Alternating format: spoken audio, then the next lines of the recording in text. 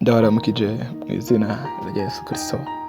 Bene data mudukurikira muhereye ahatandukanye, urunamahoro biva ku mwami wacu Yesu Kristo biganza imitima yanyu. Kaze mu kiganiro mwihane kubw'Imana buri hafi.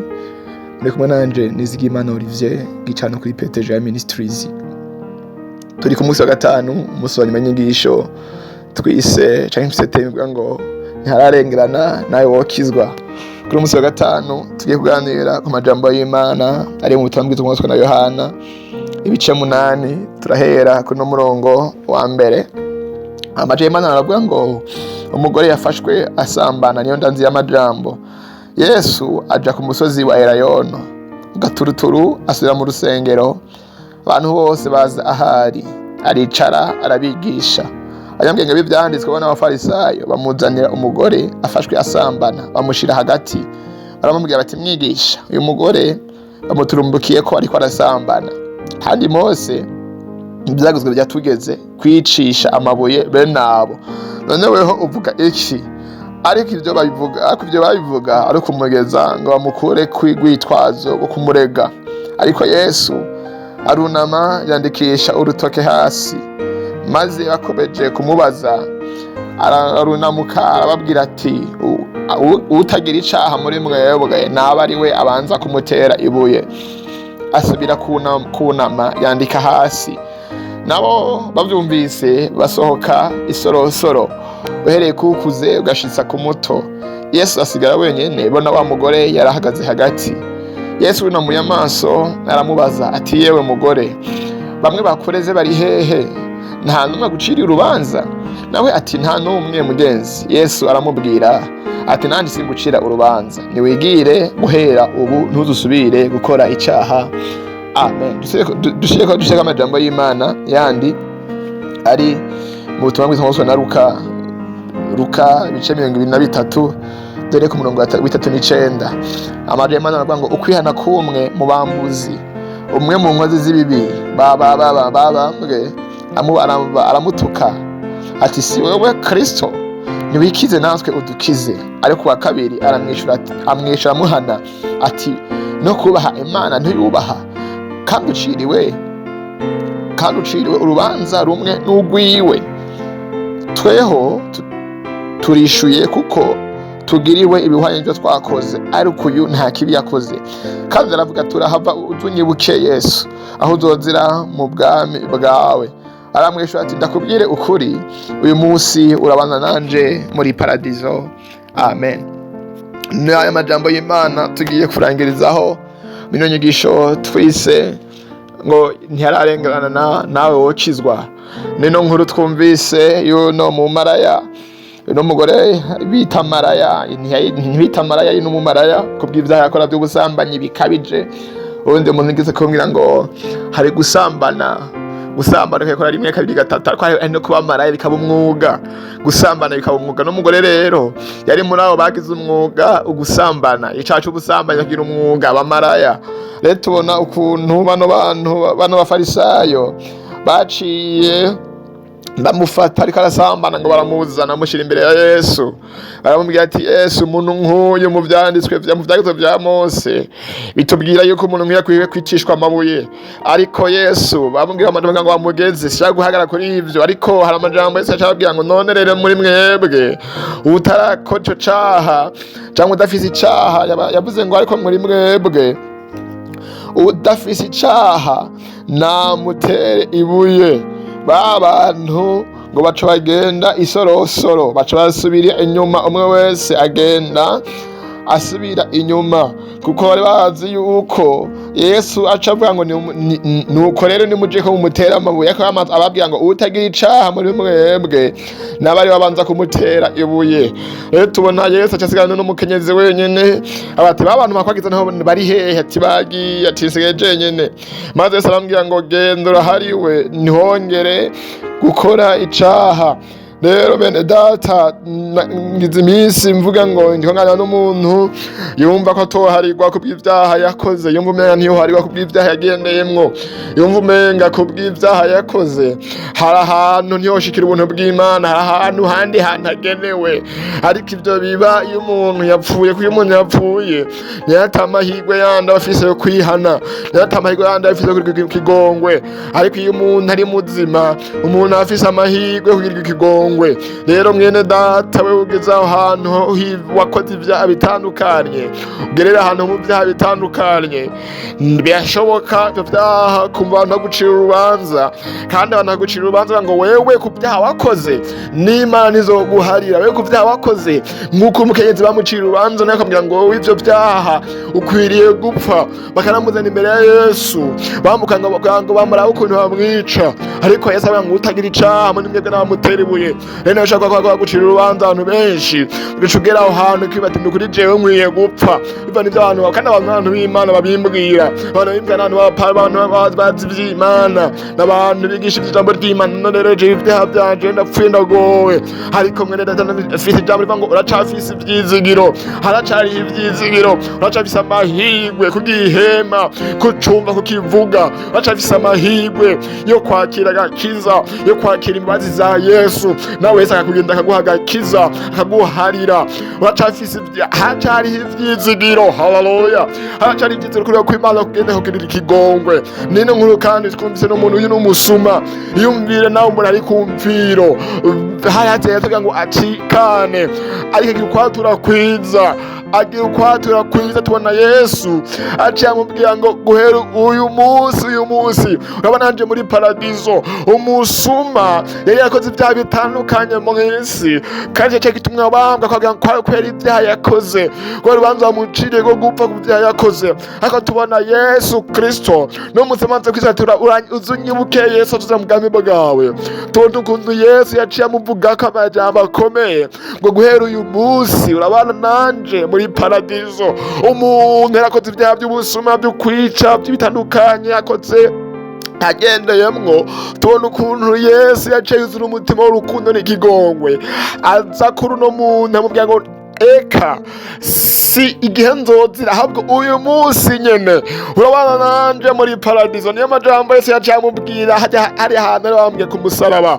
Nuko rero nimba Yesu mwene data yashobora kugira imbabazi n'umusuma, yashobora kugira imbabazi n'umusambanyikazi, wowe nawe uyumvira ko atokugirira ikigongwe, wowe nawe uyumvira ko atokugirira imbabazi. Hari amajambo y'Imana ari muri Yohana ibice 3:16 aho kurukunda Imana yakunze abari mw'isi ngo gwatumye itanga umwana wayo ngo kugira ngo umwizera wese ntazapfe rubi, ariko azahabwa ubugingo budashira. Ni amajambo y'Imana yatumye benshi ubuzima bwa benshi buhinduka. Hari abantu bumva ko batoharirwa, ko amaze kumva amajambo y'Imana, bumva ko Imana yatanze Yesu kugira ngo aze gukiza abari mw'isi, aze gucungura abari mw'isi, kugira ngo abahe ivyizigiro canke bashire mu mugabane w'abantu azoronka ubugingo budashira. Rero nawe mwene data amajambo aziye kuri wewe, amajambo aje kuri wewe, ashaka kubura ahantu ati Yesu nzoharirwa, Yesu nzogirirwa ikigongwe, ibintu nakoze n'ukuri n'ivyaha vy'agahomerabunwa,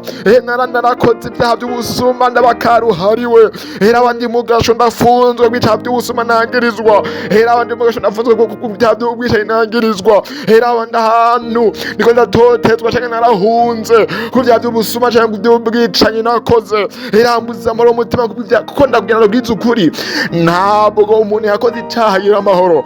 Icyaha kintu cyane mu buzima bw'umuntu n'amahoro, gitwara amahoro mu muntu kandi kiramwekata, kiratuma aba ahantu akinyora, akikura mu bandi, kimukura mu bandi, kikamushira ahantu hiwe, kikamwicisha ivyumviro byinshi no kwicira imanza. Hari namwe biyahura bakiyica, bakanywa amaside, bakanywa amasumu ya panya n'ibindi bitandukanye vyica umuntu, abandi bakitibura mu manzi, abandi bakava ku bagutaje hasi bakagwa hasi kubw'ibyaha kubw'icaha cazanye kubura amahoro muri uwo mutima w'umuntu.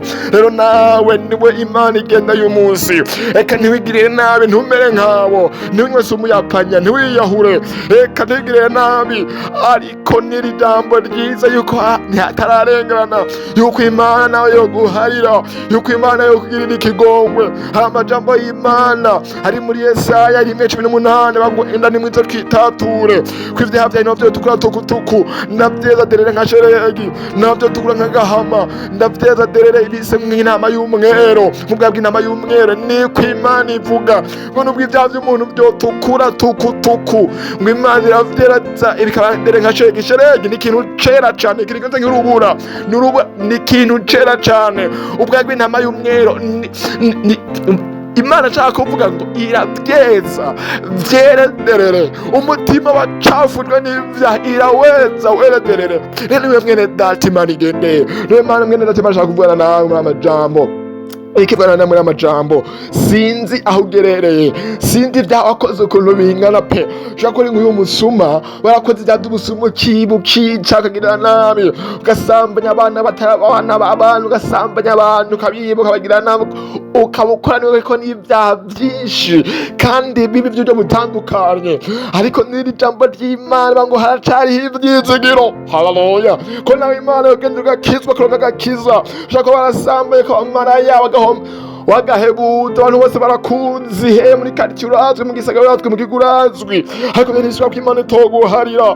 Umve mu Imana yatumye mu Imana nke Yesu kugira ngo abakize, nawe urimwo. Mu Yesu aje gucungura, nawe urimwo. Ni urukundo rw'Imana rero uje gusanga iyo uri, ntiwigirire nabi, ugize iminsi ubuze amahoro. Ariko Imana ashaka guha amahoro, ugize iminsi ubuze umunezero. Ariko Imana ashaka guha umunezero. Kumbe waragerageje uronke umunezero mu vy'isi bitandukanye, ariko biranga byiza vyabagendeyemwo. Ariko Imana irifuza kuguha amahoro, Imana irifuza kuguhesha amahoro, akiza guhesha umunezero, akakugira umuntu muzima. Nuko rero ahuri fata ingingo. Kumbe ushobora warakijijwe ugasubira inyuma, ugasubira mu vyaha bitandukanye, ukakora ibyaha by'ubusambanyi n'ubumaraya, ukaba umusoma n'umwicanyi. Ariko warigeze kumenya inzira ya Yesu. Ndakwinginze uca bugufi, Imana ikubabarire. Ndakwinginze bugufi, usaba ikigongwe Imana, usaba imbabazi Imana. Urazi ukuntu usaba imbabazi Imana, Imana ca bugufi, usaba imbabazi Imana, Imana ikugirira ikigongwe. Cyangwa ushaka kuba utari bwakizwe, kabumvise n'iryo jambo utari bwakizwe, kagenda mu byaha by'ubwicanyi n'ubusambanyi bitandukanye by'ivyaha, utari bwakizwe, ca bugufi. Imana yifuza kugira ikigongwe, mukagira ikigongwe no musuma, mukagira ikigongwe no mu maraya, na Imana yifuza kubarira. Umva, Imana irifuza kugirira ikigongwe kugira ngo ikweze. Guhera uyu munsi cyo bandika mu gitabo c'ubugingo, guhera uyu munsi nk'uko Yesu yabwiye wa musuma ati guhera uyu munsi urabananje muri paradizo. Uyu munsi nyene ucuba mu bwami bw'Imana. Uyu munsi nyene izina ryawe ryandikwa mu gitabo c'abana b'Imana. Uyu munsi nyene Imana ikikuzanira y'amahoro, ikiguhagakiza. Uyu munsi nyene ino saha nyene uno munota nyene ufate kino ngingo, Imana ikiguhaza amahoro yayo, Imana ikigukura mu bwami bwa Satani, Imana ikikuzana mu bwami bwayo. Ariko byasa gufata decision, byasa gufata ingingo, kandi umvize ino ngingo nziza, nige kukuzanira amahoro, nige kuzanira umunezero, nige kukiza ubugingo. Reca bugufa huri, dufashe gusenga. Nimba utari bwakizwe, hamwe n'amajambo uti Mwami Yesu, nciye bugufi imbere yawe, ndaje imbere yawe, ndi umuntu nakoze ibyaha bitandukanye, ndi umuntu nagendeye kure ya inzira zawe, ndi umuntu nagendeye kure yawe, none ndaciye bugufi. Uyu munsi mbabarira, uyu munsi ndihannye, singese muri ibi byaha ukundi. Guhera uyu munsi ndakwakiriye, ndakwemeza umutima wanje, umbere umwami n'umukwiza w'ubugingo bwanje. Guhera uyu munsi mpise mukujana nawe, guhera uyu munsi mpise mukurongorwa nawe. Rero sibanga inzira njyane mu gitabo c'abanyabyaha, uryandike mu gitabo c'ubugingo, mu izina rya Yesu nsenzemwo. Amen. Reka dufashanye gusenga uje kwa ino sengesho. Mwami Yesu Kristo, ndasenze mu izina rya Yesu. sengera n'umuhungu cyangwa umukobwa wawe, sengera n'umuntu mu izina rya Yesu. Haleluya, haleluya, haleluya. Mu izina rya Kristo Yesu Kristo, yari yaragereye kure yawe mwami wanje, yaragereye kure yawe mu byaha bitandukanye, ariko kandi rino jambo rimusanze rimuha ibyiza ko atararengana, ko nawe mu bapfiriye arimwo, ko nawe yokizwa agaharirwa ibyaha byiwe. None ndamusenga Imana, haciye bugufi imbere yawe, yagusabye imbabazi, kararira asaba imbabazi, ndakwinginze umuharire amaraso ya Yesu Kristo amuboneke ko hama guhera uyu munsi umwakire, guhera uyu munsi izina ryiwe risibanganye mu gitabo c'abanyabyaha, ryandike mu gitabo c'ubugingo. Aho uyu munsi ariyandikishije mu gitabo c'abana bawe, ariyandikishije mu mbaraga n'ubugingo budashira. None rero mwakire. Haleluya. Ucumukomoreza ya mahoro, cumukomorera ya mahoro, cumukomorera wa munezero, guhera uyu munsi abo wawe mu izina rya Yesu Kristo Nazareti. Ndagushimiye kumugirira imbabazi, ndagushimiye kumugirira neza, ni mu izina rya Yesu Kristo senzemwo. Amen. Mwene data, Imana iguhezagire, mba no gukeza, mba no gushimira bwino ngingo ufashe. Imana iguhezagire, mba no kugirira neza kuri wari waraguye cyo abakozi b'Imana aho wasanzwe usengera, bakugira inama, kubwira uko babigenza. Ako kandi we nawe utabona ari rya mbere ufashe ingingo, ukijijwe, ari rya mbere ukijijwe utari bwakizwe, hari nimero uza kumva muri inbox, bambe muri mu mpera z'ikiganiro cacu. Ndakwinginze uzitwandikira kugira ngo tukugire inama, tubwire uko bigenze, uko ubandanya, nuko Imana ikugirire neza, Imana ikugendere, Imana iguha umugisha. Murakoze cyane mwese muri dukukira muri no ndwi, tukadusiteye imvuga ngo ntiharayigana nawe wakizwa. Imana iha umugisha umuntu wese yadukurikiye, Imana ihezagira abantu bose badufashije mu buryo butandukanye mu dusengera, Imana ibaha umugisha. Murakoze cyane, muhezagirwe.